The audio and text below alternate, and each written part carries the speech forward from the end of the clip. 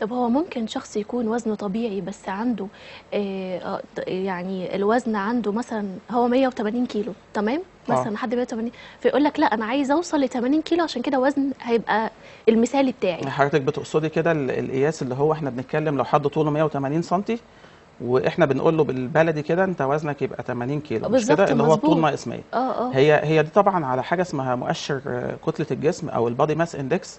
معلومه صحيحه 100%، بس انا عايز اقول الاول يعني ايه بادي ماس اندكس او مؤشر كتله الجسم.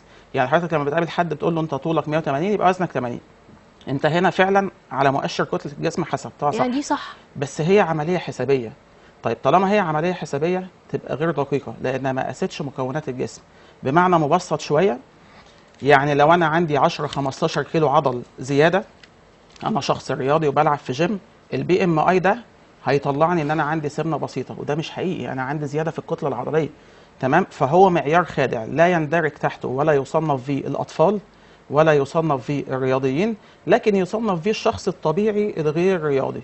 فهي يعني هنقول مؤشر ممكن يتناسب مع بعض الافراد والبعض لا، لانك هنا ما حللتش مكونات الجسم، انت اعتمدت على معادله حسابيه اللي هي وزن الجسم على مربع الطول بالمتر، فاداك الرقم اللي هو بيدي من 20 ل 24.9 اللي هو ان وزنه من منظور البي ام اي او مؤشر كتله الجسم ان حد طبيعي، اللي هو عندنا بالبلدي كده بنقول له طولك ناقص 100.